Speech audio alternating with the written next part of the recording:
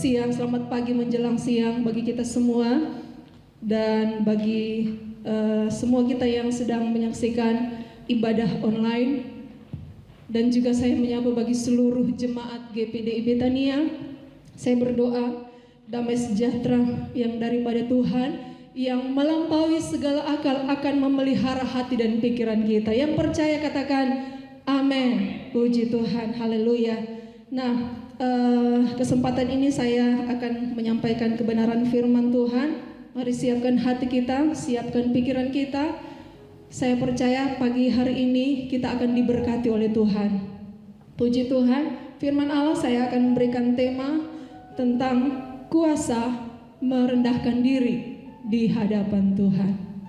Haleluya, puji Tuhan. Nah saudara, sebelum kita membaca firman Tuhan, di dalam Alkitab, ya, kalau merendahkan diri, ya, lawan kata dari merendahkan diri berarti apa saudara? Sombong, angkuh. Nah saudara, kalau ada kuasa dalam merendahkan diri, nah saya percaya ketika kita merendahkan diri, kita akan terima kuasa. Kuasa dari mana saudara? Kuasa yang dari Tuhan. Karena ini janji Tuhan bagi saya dan saudara. Tetapi kalau tidak ada sifat merendahkan diri, yang ada hanya sombong, yang ada hanya angkuh, yang ada kita tidak mengandalkan Tuhan, maka saya percaya kita akan terima akibat yang dari Tuhan. Nah dalam Alkitab ada seorang raja yang sombong. Ada seorang raja di Samaria, tepatnya di Israel. Dia seorang yang sombong, tidak takut Tuhan, saudara. Dia seorang yang melakukan kejahatan, tidak takut Tuhan. Bukan hanya itu, bukan hanya melakukan kejahatan, bahkan firman Allah mencatat seorang raja namanya Raja Ahazia. Raja Ahazia sudah hidupnya tidak takut Tuhan, saudara. Dia menyembah Baal Zebub, Allah di Ekron, atau Allah orang Filistin. Jadi saudara, ketika dia tidak percaya Tuhan, dia minta petunjuk kepada Allah-Allah lain, itu menimbulkan sakit hati Tuhan. Dan satu kali kelak saudara, raja yang sombong ini, Raja Ahazia ini jatuh sakit, saudara. Dan ketika dia jatuh sakit, bukannya datang kepada Tuhan, minta pertolongan, minta kesembuhan dari Tuhan, tetapi apa yang dia lakukan? Dia menyuruh utusan-utusan untuk meminta petunjuk kepada Baal Zebub yang ada di Filistin, dewa orang Filistin, menanyakan bagaimana saya bisa sembuh atau tidak. Saudara, apa yang terjadi? Saya akan ceritakan secara singkat, saudara, sebelum kita masuk dalam Alkitab kita akan firman Allah. Dan apa yang terjadi karena sikap dari Raja Ahazia yang sombong itu, saudara, Tuhan itu berbicara kepada seorang nabi yang bernama Nabi Elia. Tuhan bilang kepada Nabi Elia, katakan kepada Raja Ahazia bahwa dia tidak akan sembuh, dia akan mati karena penyakitnya itu. Dan ketika Nabi Elia sudah mengatakan itu kepada Raja Ahazia, apa yang dilakukan oleh Ahazia? Ahazia bukannya malah bertobat, tetapi Ahazia berusaha untuk menangkap dan membunuh nabi yang menyampaikan pesan firman Tuhan. Nah saudara, mari sama-sama kita membuka Alkitab kita, 2 Raja-Raja. Saya diberkati dengan firman Tuhan ini. Saya rindu kita semua diberkati lewat firman Tuhan. 2 Raja-Raja pasal yang pertama. 2 Raja-Raja pasal yang pertama ayatnya yang ke-9. Saudara, Ahazia, Raja Ahazia ini menyuruh orangnya untuk pergi menangkap nabi Tuhan, Nabi Elia. Karena Raja Ahazia tidak senang ketika Nabi Elia berkata dia tidak akan sembuh dan dia akan mati. Nah, mari kita sama-sama perhatikan di Alkitab kita masing-masing. Saya akan baca. Nah, bagi yang hadir di tempat ini, mari kita baca sama-sama. Kita bersama-sama baca di depan dengan suara yang keras ya. 2 Raja-Raja pasal pertama ayatnya yang ke-9, ayatnya yang ke-10. 2 3. Sesudah itu disuruhnyalah kepada Elia seorang perwira dengan ke-50 anak buahnya.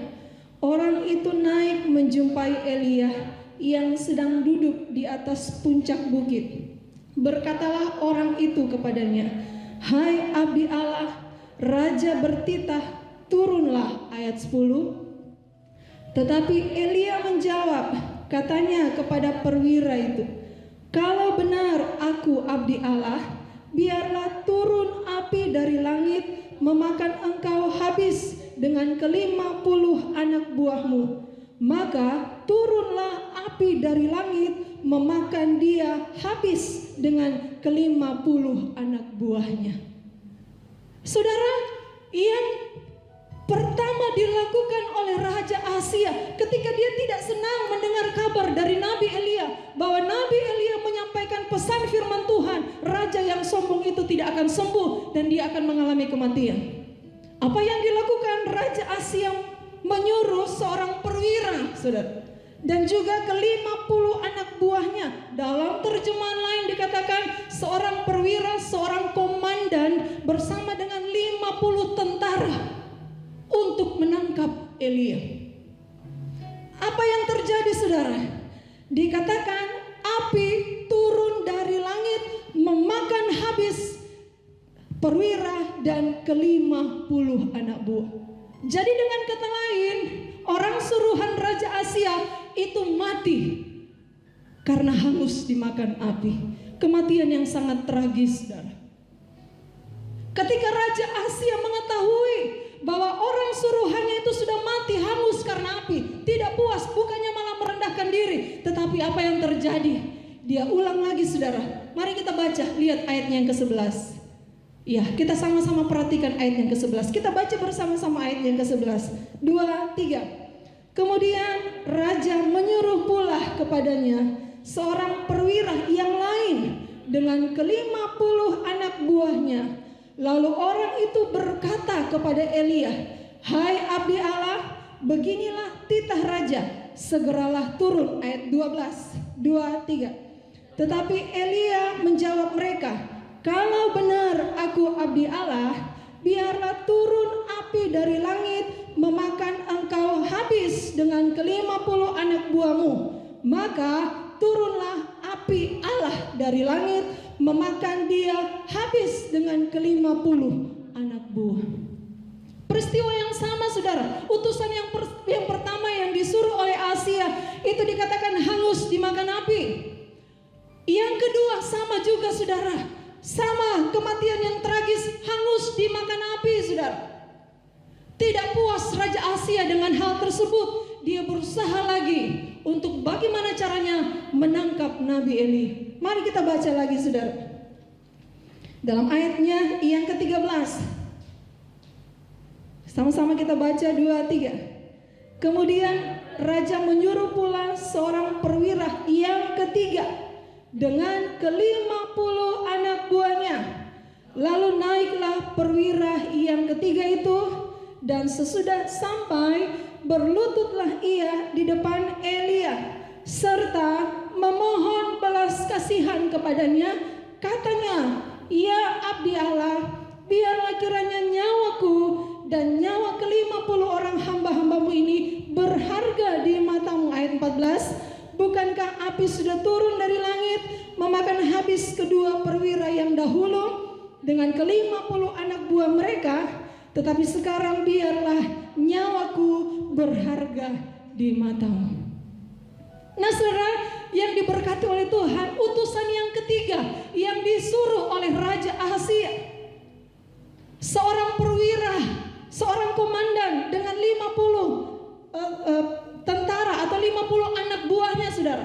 Ketika dia bertemu dengan Elia, apa yang dia lakukan, saudara? Berbeda dengan utusan yang pertama, berbeda dengan perwira yang pertama, perwira yang kedua hangus dimakan api. Tetapi yang ketiga, saudara, seorang perwira yang ketiga yang disuruh oleh Asia, dia sudah tahu, saudara, bahwa ketika dia datang mungkin dia juga akan mengalami nasib yang sama, saudara. Tetapi ini yang dilakukan oleh perwira yang ketiga, utusan dari seorang Raja Asia. Apa yang dia lakukan ketika dia bertemu dengan Nabi Elia? Yang dia lakukan ialah dia berlutut di depan Elia serta memohon belas kasihan kepadanya. Katanya, "Ya abdi Allah, biarlah kiranya nyawaku dan nyawa ke-50 orang hamba-hambamu ini berharga di matamu." Saudara, ini adalah bentuk dari kerendahan hati dari seorang perwira. Ketika dia merendahkan diri, saudara, merendahkan diri dengan cara berlutut di depan Nabi Elia. Dia merendahkan diri, dia berlutut di depan Nabi Elia, dan dia berkata, memohon belas kasihan untuk nyawa dan untuk nyawa ke-50 anak buahnya. Ketika dia merendahkan diri, saudara, apa yang terjadi? Dia merendahkan diri. Ayat 15, mari sama-sama kita membaca. Apa yang terjadi ketika dia merendahkan diri, saudara? Maka berfirmanlah malaikat Tuhan kepada Elia, "Turunlah bersama-sama dengan dia, janganlah takut kepadanya." Lalu bangunlah Elia dan turun bersama-sama dia menghadap raja. Apa yang terjadi, saudara? Kalau yang pertama, perwira yang pertama dengan ke-50 anak buahnya hangus dimakan api. Perwira yang kedua juga, saudara, sama mengalami nasib yang sama, hangus dimakan api. Tetapi tidak dengan perwira yang ketiga. Kenapa, saudara? Karena dia datang dengan penuh kerendahan hati. Dia datang merendahkan diri di depan Nabi Elia. Ketika dia datang merendahkan diri di depan Nabi Elia, apa yang terjadi, saudara? Membuat hati Tuhan tergerak untuk menolong dan menyelamatkan. Nah, saya percaya, saudara, ketika kita ada kerendahan hati, merendahkan hati di hadapan Tuhan, saudara, apa yang akan terjadi? Itu membuat hati Tuhan tergerak menolong saya dan saudara. Firman Allah berkata dalam 1 Petrus pasalnya yang ke-5 ayat yang ke-6, "Karena itu rendahkanlah dirimu di bawah tangan Tuhan yang kuat, supaya kamu ditinggikan pada waktunya." Ini ada janji Tuhan bagi orang yang mau merendahkan hati di hadapan Tuhan. Perwira yang ketiga, ketika dia merendahkan hatinya, merendahkan diri di depan Elia, saudara, hati Tuhan tergerak dari sorga dan menyelamatkan mereka. Ketika mereka merendahkan diri, mereka terima mujizat dari Tuhan. Ketika mereka merendahkan diri, mereka terima kelepasan yang dari Tuhan. Nah, saudara yang diberkati oleh Tuhan, hari-hari ini, saudara, kita sedang dilanda dengan pandemi COVID-19. Nah, ini terjadi secara global, saudara.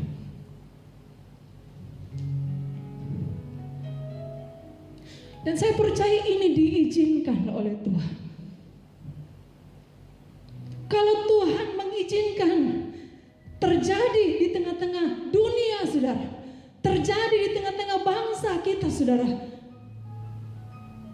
yang Tuhan mau dalam hidup saya dan saudara, kita merendahkan hati di hadapan Tuhan. Mari kita melihat ayatnya, saudara. 2 Tawarik pasalnya yang ke-7. 2 Tawarik pasal yang ke-7. Ya, kalau sudah dapat, mari kita baca bersama-sama. 2 Tawarik pasalnya yang ke-7. Ayatnya yang ke-13 dan ayatnya yang ke-14. Ya, kita baca bersama-sama. 2 Tawarik pasalnya yang ke-7 ayatnya yang ke-13. 2, 3. "Bila mana aku menutup langit sehingga tidak ada hujan, dan bila mana aku menyuruh belalang memakan habis hasil bumi, dan bila mana aku melepaskan penyakit sampar di antara umatku." Ayat 14, "Dan umatku yang atasnya namaku disebut merendahkan diri, berdoa dan mencari wajahku, lalu berbalik dari jalan-jalannya yang jahat, maka aku akan mendengar dari sorga dan mengampuni dosa mereka serta memulihkan negeri mereka."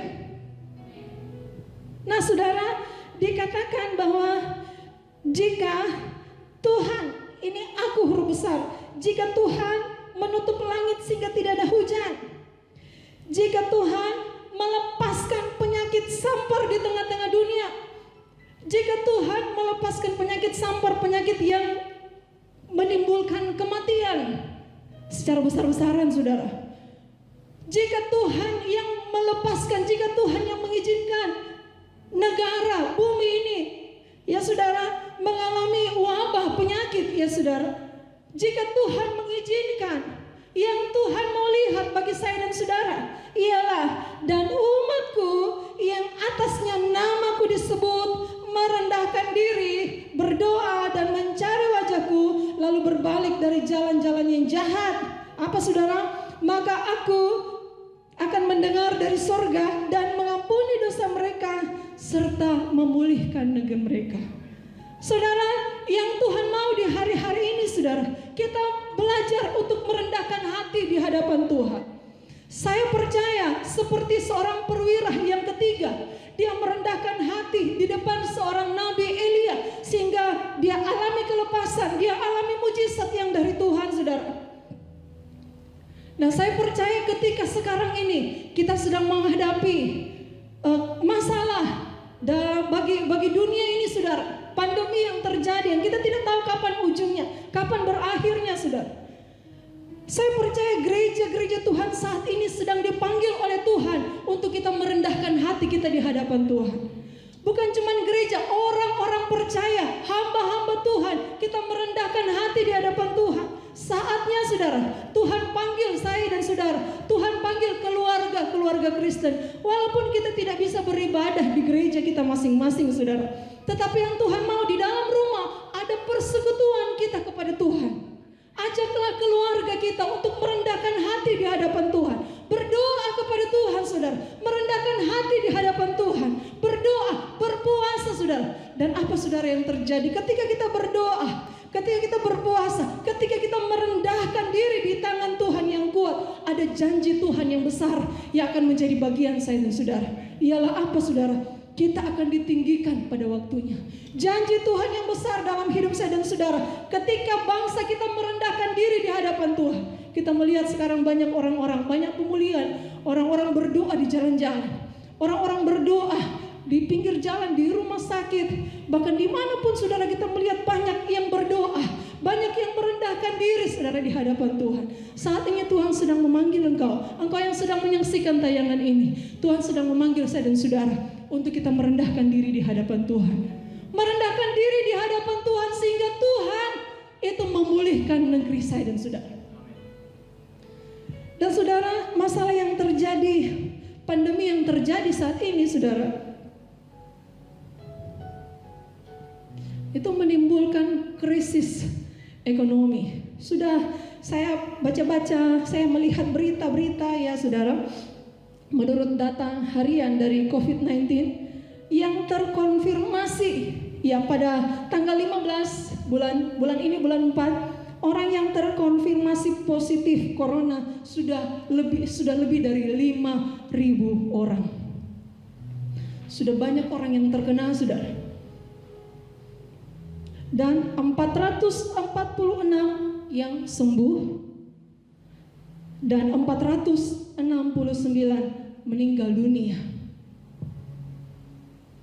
Nah, saudara, kalau Tuhan izinkan, yang Tuhan mau dalam hidup saya dan saudara, mari saudara di hari-hari ini kita merendahkan diri kepada Tuhan, saudara. Sebab jika ada orang yang merendahkan diri, gereja Tuhan berusaha merendahkan diri, dalam keluarga kita merendahkan diri, berdoa kepada Tuhan, maka firman Allah menjanjikan bahwa aku akan mendengar dari surga, mengampuni dosa serta memulihkan negeri. Saudara rindu melihat negeri kita dipulihkan oleh Tuhan. Mari mulai sekarang, saudara, jangan lalai dengan yang namanya doa. Mari kita merendahkan hati di hadapan Tuhan. Dan saudara, dengan masalah ini, pandemi yang terjadi, ya saudara, menimbulkan krisis besar-besaran, krisis ekonomi, saudara. Kita melihat melalui tayangan-tayangan, melalui Android kita, ya saudara, kita melihat peristiwa-peristiwa, banyak hal yang terjadi, ya saudara. Orang-orang begitu susah di hari-hari ini. Ada banyak orang yang sekarang ini sedang mengalami yang namanya PHK. Ada banyak orang yang serba kekurangan, saudara. Bahkan perkunjungan kami di rumah jemaat-jemaat ya, ketika kami berkunjung, membesuk ya, berdoa, bahkan kami mendengar keluhan-keluhan dari jemaat bahwa sekarang ini masa-masa yang sulit secara ekonomi. Nah, di sini ada Gayeng Beca ya. Bapak Gembala sempat tanya, berapa dapat hari ini? Dia bilang, tidak dapat apa-apa. Orang tidak tahu mau makan apa, sudah. Saya bersyukur, Jemaat Betania kita digerakkan oleh Tuhan untuk berbagi berkat kepada orang-orang yang tidak mampu. Bukan hanya di kalangan gereja, orang-orang percaya, orang-orang Kristen, tetapi kita akan keluar untuk membagi berkat Tuhan, berbagi kasih kepada mereka-mereka orang-orang yang di luar sana yang tidak tahu mau makan apa, saudara.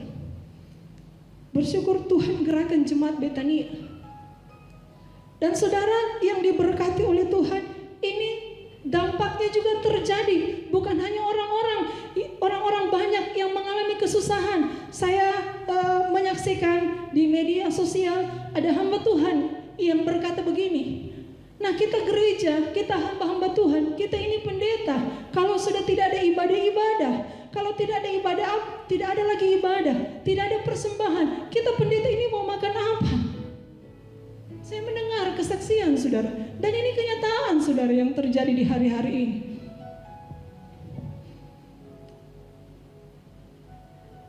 Nah, saudara, di masa-masa yang seperti ini, saudara, di masa-masa seperti ini pegang janji Tuhan. Apalagi kita lihat bersama-sama lockdown di mana-mana, penguncian di mana-mana, saudara, membuat macet, lumpuh total pergerakan ekonomi yang terjadi di hari-hari ini. Tetapi kita harus percaya, saudara, ada kuasa ketika kita merendahkan diri di hadapan Tuhan. Nah, kalau saudara bisa perhatikan dalam Mazmur pasalnya yang ke-37 ayat yang ke-11. Mazmur pasalnya yang ke-37 ayatnya yang ke-11. Ini janji Tuhan, saudara.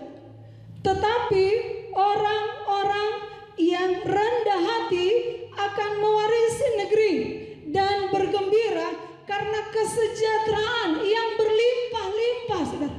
Di tengah-tengah krisis yang terjadi, yang melanda dunia di hari-hari ini, saudara, yang kita semua merasakan dampaknya itu, saudara.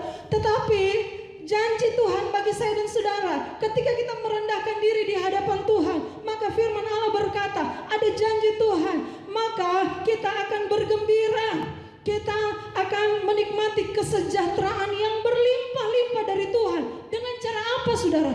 Tuhan punya banyak cara untuk memberkati orang-orang yang merendahkan diri di hadapan Tuhan.